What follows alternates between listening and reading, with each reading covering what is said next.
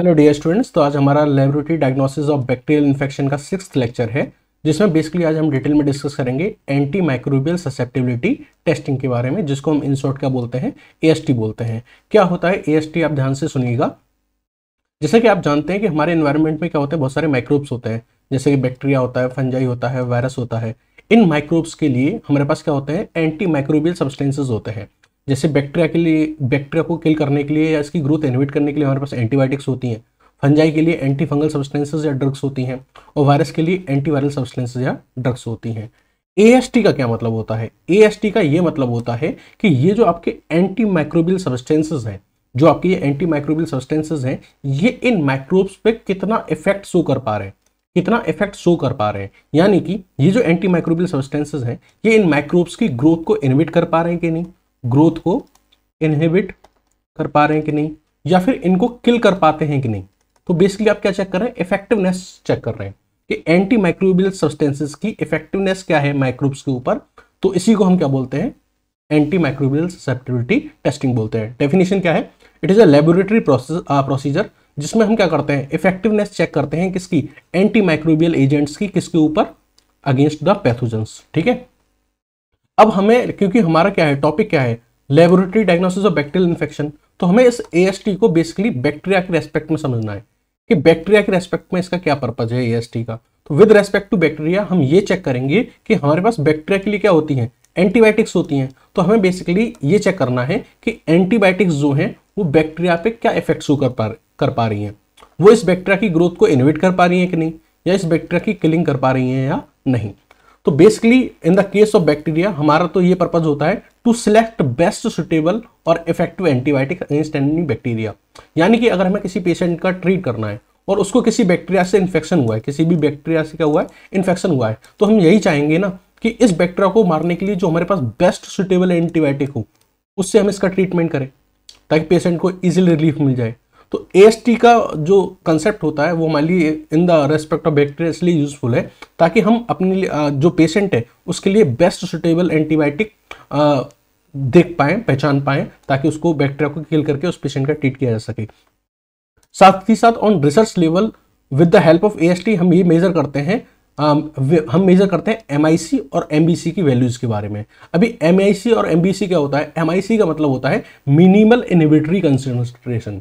Minimal inhibitory concentration अपने नाम से ही बता रहा है कि वो मिनिमम कंसंट्रेशन जो बैक्टीरिया की ग्रोथ को इनहिबिट कर देगी, उसको एमआईसी बोलेंगे। आई रिपीट अगेन, वो मिनिमल कंसंट्रेशन, वो कम से कम कंसंट्रेशन किसकी, एंटीबायोटिक्स की, वो कम से कम कंसंट्रेशन किसकी, एंटीबायोटिक की। तो एंटीबायोटिक की वो कम से कम कंसंट्रेशन जो बैक्टीरिया की ग्रोथ को इनहिबिट कर देगी, उसको क्या बोलते हैं, एमआईसी बोलते हैं।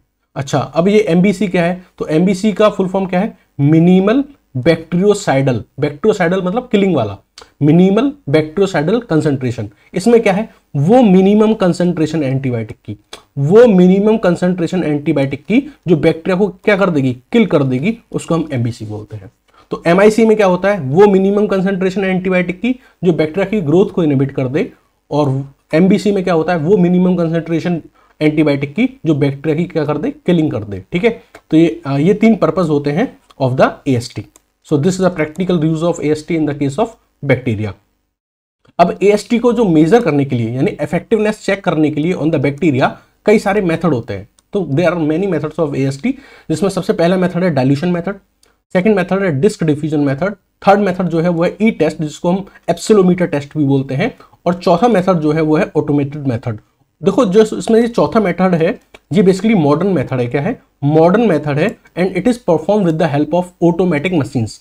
तो इसके बारे में हमने अपने प्रीवियस लेक्चर में भी डिस्कस किया था, जब हमने आइडेंटिफिकेशन ऑफ बैक्टीरिया पढ़ाया था, वहां हमने एक मशीन के बारे में बात किया था, और उस मशीन का नाम है वाइटेक 2 ऑटोमेटेड सिस्टम। तो जब हमने वो डिस्कस किया था, आइडेंटिफिकेशन ऑफ बैक्टीरिया डिस्कस कर रहे थे, तो वहां जब हमने इस मशीन के बारे में जिक्र किया था, दैट इज वाइटेक 2 ऑटोमेटेड सिस्टम, ये वाली जो मशीन है, इसके हमने यूज बताए थे कि इसके दो यूज है। एक तो ये आइडेंटिफिकेशन में हेल्प करती है कि कौन सा बैक्टीरिया है, हमारे सैंपल में कौन सा बैक्टीरिया प्रेजेंट है। साथ ही साथ ये एएसटी में भी हेल्प करती है। एएसटी में भी हेल्प करती है मतलब ये है कि इस सैंपल में जो बैक्टीरिया है उसको किल करने के लिए या उसकी ग्रोथ को इनहिबिट करने के लिए हमें कितनी मिनिमम एंटीबायोटिक चाहिए, उसकी भी वैल्यू ये हमें कैलकुलेट करके देता है।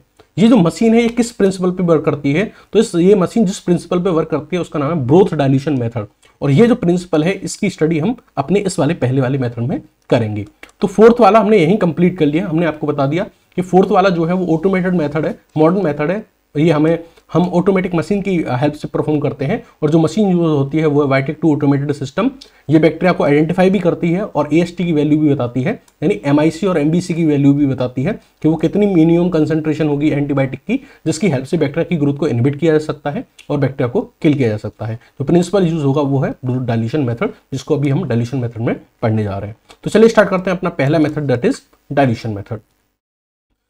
तो डाइल्यूशन मेथड क्या है? डाइल्यूशन मेथड वो मेथड है जिसकी हेल्प से हम क्या करेंगे, एमआईसी और एमबीसी को मेजर करेंगे। एमआईसी मैं आपको बता चुका हूँ, वो मिनिमम कंसंट्रेशन ऑफ एंटीबायोटिक जो बैक्टीरिया की ग्रोथ को इनहिबिट कर देगी, और एमबीसी वो मिनिमम कंसंट्रेशन ऑफ एंटीबायोटिक जो बैक्टीरिया की क्या कर देगी, किलिंग कर देगी। अच्छा, कैसे पता करते हैं? तो डाइल्यूशन मेथड अगेन 2 टाइप्स का होता है, ब्रोथ डाइल्यूशन मेथड और अगार डाइल्यूशन मेथड। देखो ये दोनों मेथड एग्जैक्टली सेम है, बस अंतर क्या है? अंतर है मीडियम का। अगर मीडियम आपका लिक्विड मीडियम है तो हम बोलते हैं इसको ब्रोथ डाइल्यूशन मेथड, और लिक्विड मीडियम की जगह अगर हम सॉलिड मीडियम ले लें, सॉलिड अगार ले लें, तो फिर इसी को हम क्या बोलेंगे, अगार डाइल्यूशन मेथड। क्या बोल देंगे? अगार डाइल्यूशन मेथड। ये दोनों मेथड क्या है? सेम है, बस अंतर किसका है? मीडियम का। अगर लिक्विड मीडियम है तो ब्रोथ डाइल्यूशन मेथड, और अगर सॉलिड मीडियम है तो अगार डाइल्यूशन मेथड। चलो ब्रोथ डाइल्यूशन मेथड को हम समझ लेते हैं। तो यहां हम क्या कर रहे हैं, लिक्विड मीडियम यूज कर रहे हैं। तो लिक्विड मीडियम कौन सा? तो लिक्विड मीडियम यहां जो हम यूज करते हैं वो है पेप्टोन वाटर। क्या है? Peptone water. अगर आपने मेरा कल्चर मीडियम वाला लेक्चर पढ़ा है तो आपको पता है कि जो पेप्टोन वाटर होता है उसमें क्या होता है? तो वाटर होता है ना, NaCl होता है, और क्या होता है? पेप्टोन्स होता है। पेप्टोन्स क्या होते हैं? अमीनो एसिड के चेन्स होते हैं। ठीक है।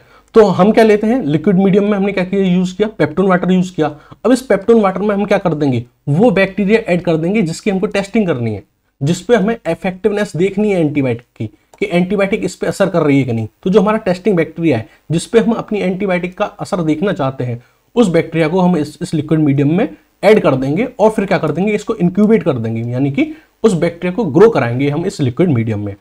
अच्छा, बैक्टीरिया की जो ग्रोथ है उसको हम मेजर करेंगे कैसे? बैक्टीरिया की ग्रोथ मेजर करेंगे उसकी टर्बिडिटी से। टर्बिडिटी का मतलब होता है measure of the level of particle in the body of water, यानी किसी जो आपका लिक्विड वाटर है या जो भी आपका लिक्विड मीडियम है उसमें उस चीज के पार्टिकल कितने बढ़ रहे हैं। यानी ग्रोथ आपको कैसे पता चलेगी? ग्रोथ का मतलब क्या है? नंबर बढ़ना। तो ग्रोथ क्या मतलब है? इकोलाई के नंबर बढ़ेंगे तभी तो ग्रोथ मानी जाएगी। तो इकोलाई की ग्रोथ जो मेजर होगी वो इकोलाई की टर्बिडिटी से मेजर होगी। और टर्बिडिटी का मतलब है कि किसी की चीज के पार्टिकल्स बढ़ना। पार्टिकल मतलब इकोलाई का नंबर बढ़ना। तो इकोलाई के अगर नंबर बढ़ रहे हैं तो ग्रोथ है, तो इकोलाई का नंबर बढ़ना इज टर्बिडिटी। इस टर्बिडिटी को मेजर करने के लिए एक इंस्ट्रूमेंट यूज किया जाता है, दैट इज स्पेक्ट्रोफोटोमीटर। अच्छा, अगर हम किसी चीज को मेजर करते हैं तो हमें एक यूनिट चाहिए होती है ना। जैसे अगर हम मास मेजर कर रहे हैं, ठीक है, किसी का, तो हम किलोग्राम में मेजर करते हैं। लेंथ मेजर करते हैं तो मीटर और किलोमीटर में यूज कर रहे हैं। तो अगर मुझे टर्बिडिटी मेजर करनी है with the help of spectrophotometer, मुझे ये चेक करना है कि इस इकोलाई बैक्टीरिया की कितनी ग्रोथ हुई है, तो उसके लिए जो मेजरिंग यूनिट है वो है मैकफर्लैंड्स स्टैंडर्ड मीडिया। क्या है? मैकफर्लैंड्स स्टैंडर्ड मीडिया। देखो मैकफर्लैंड स्टैंडर्ड मीडिया जो है, इसकी जो वैल्यू हम लेते हैं अपनी इस टेस्टिंग के लिए, ब्रोथ डाइल्यूशन मेथड के लिए, वो लेते हैं 0.5 मैकफर्लैंड्स। यानी कि ये जो हम ग्रोथ करा रहे हैं, इंक्यूबेशन करा रहे हैं, ये तब तक कराते हैं जब तक हमारी जो टर्बिडिटी है वो कितनी ना हो जाए, 0.5 क्या हो जाए, मैकफर्लैंड्स ना हो जाए। ये एक स्टैंडर्ड इनोकुलम है। क्या है? स्टैंडर्ड इनोकुलम है। जब भी हम ब्रोथ डाइल्यूशन मेथड करेंगे किसी भी बैक्टीरिया के लिए, तो जो मिनिमम कंसंट्रेशन हम लेके चलेंगे, मिनिमम टर्बिडिटी जो हमको चाहिए इंक्यूबेशन के बाद, वो कितनी चाहिए, हम तब तक इंक्यूबेट करेंगे जब तक जो कंसंट्रेशन है वो 0.5 मैकफर्लैंड्स ना हो जाए। और 0.5 मैकफर्लैंड्स का मतलब होता है 1.5 इंटू 10⁸ कॉलोनी पर ml। ठीक है, तो बैक्टीरिया की कितनी कॉलोनी हो, 1.5 इंटू 10⁸ कॉलोनी जो हो वो पर ml में पाई जाएंगी, तब हम कहेंगे कि हमारी एक प्रॉपर टर्बिडिटी हमको मिल गई है। ठीक है, तो बेसिकली क्या हुआ था, एक ये मान लीजिए आपका टेस्ट ट्यूब हो सकता है, कल्चर डिश हो सकती है, इसमें आपका पेप्टोन वाटर था। क्या था? पेप्टोन वाटर था, और इसमें आपने क्या किया था, इकोलाई बैक्टीरिया ऐड कर दिया था, और फिर हमने इसको इंक्यूबेट कर दिया था, इसकी ग्रोथ कराई थी, तब ग्रोथ तब तक कराई थी जब तक इतनी वैल्यू ना हो जाए। ठीक है, उसकी टर्बिडिटी इतना ना हो जाए, 1.5 इंटू 10⁸ कॉलोनी फॉर्मिंग यूनिट पर ml। अच्छा, ठीक है, ग्रोथ हो गई। उसके बाद हम क्या करेंगे, लाइन से बहुत सारी टेस्ट ट्यूब लेंगे। ठीक है, हमने लाइन से क्या लिए, बहुत सारी टेस्ट ट्यूब ली है। इन टेस्ट ट्यूब में हम क्या करेंगे, ये हम डाल देंगे, ठीक है। अपना जो हमारा जो मीडियम था जिसमें हमारा बैक्टीरिया था उसको हम क्या कर देंगे, इस टेस्ट ट्यूब में डाल देंगे इक्वल अमाउंट में, ठीक है। मान लीजिए आपने 1 ml डाल दिया, ठीक है, सब में 1 ml आपने टेस्ट ट्यूब में डाल दिया। उसके बाद क्या करेंगे, हम इसमें एंटीबायोटिक ऐड करना स्टार्ट करेंगे। क्या करेंगे, एंटीबायोटिक ऐड करना स्टार्ट करेंगे। और एंटीबायोटिक जो आप ऐड करोगे ना, वो इंक्रीजिंग कंसेंट्रेशन में ऐड करोगे। इंक्रीजिंग कंसेंट्रेशन में आप क्या करोगे, एंटीबायोटिक ऐड करोगे।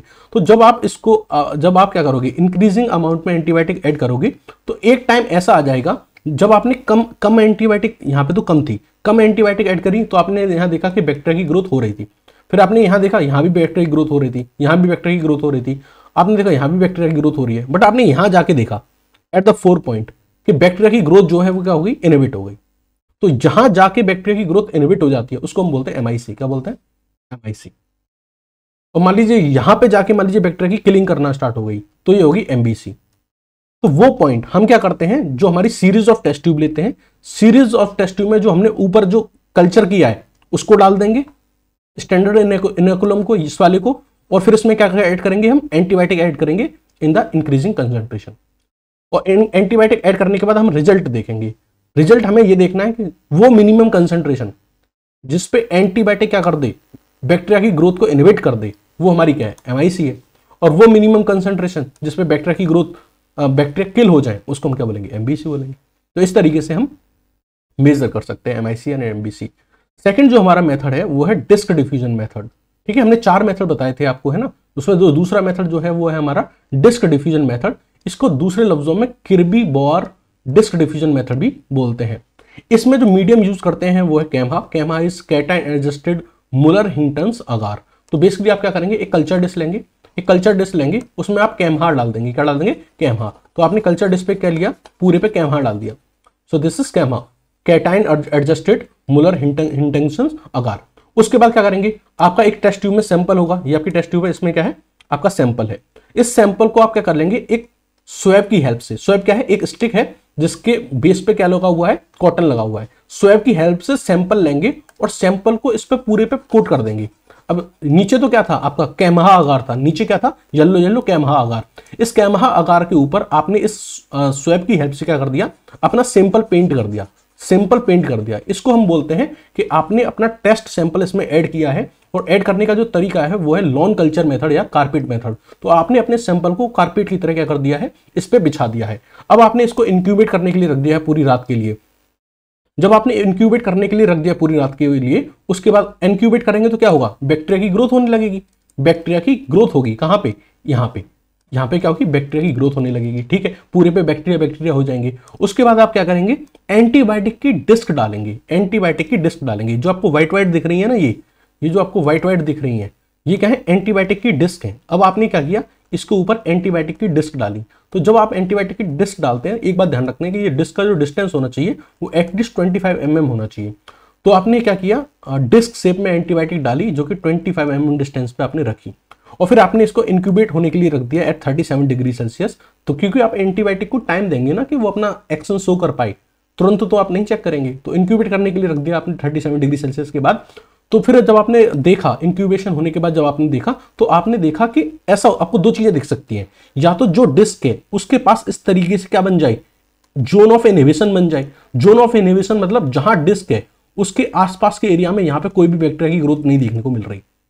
अगर यहां पे बैक्टीरिया की ग्रोथ नहीं देखने को मिल रही, यानी ये क्या है, सेंसिटिव है। बैक्टीरिया इस एंटीबायोटिक के लिए क्या है, सेंसिटिव है। लेकिन अगर मान लो ऐसा वाला केस देखे कि यहां पे बैक्टीरिया डिस्क भी पड़ी हुई है एंटीबायोटिक की और बैक्टीरिया की ग्रोथ भी हो रही है, तो फिर क्या है, इनसेंसिटिव है, यानी उस एंटीबायोटिक का बैक्टीरिया पे कोई असर नहीं हो रहा। तो आपको यहां ये चीज दिख सकती है। 3 केस दिख सकते हैं। आप यहां पहला केस देखो, यहां भी जोन ऑफ इनहिबिशन क्रिएट हो रही है। इन सारे केसेस में जोन ऑफ इनहिबिशन आपको देखने को मिल रही है, इन सारे केसेस में। लेकिन इस वाले केस में देखो, जोन ऑफ इनहिबिशन आपको नहीं देखने को मिल रही।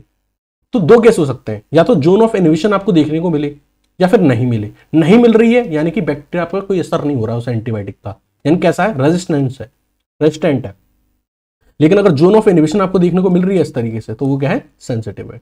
तो बेसिकली ये जो आपका मेथड है, डिस्क डिफ्यूजन मेथड, ये आपको MIC की वैल्यू नहीं देता कि किस कंसंट्रेशन पे इनहिबिशन होगा। ये बस ये बताता है कि जो आपकी एंटीबायोटिक है वो सेंसिटिव है या फिर रेजिस्टेंट है। Now talking about the third method that is epsilometer test, जिसको हम क्या बोलते हैं, दूसरे लफ्जों में ई टेस्ट भी बोलते हैं। ये हमारा प्रीवियस मेथड की तरह ही है। इसमें भी क्या करेंगे, हम एक कल्चर डिश लेंगे, उसमें हमने अगेन वही जो अगार हमने यूज किया था, कैमहा अगार, वही यूज किया। यानी हमारा जो येलो येलो था वो क्या था, अगेन यहाँ पे क्या है, कैमहा अगार है, तो हमने यहाँ पे कैमहा अगार फैला दिया। फिर जो हमारा सैंपल था, हमने उस सैंपल को ऐड किया, ठीक है, किस मेथड से, लॉन कल्चर मेथड से।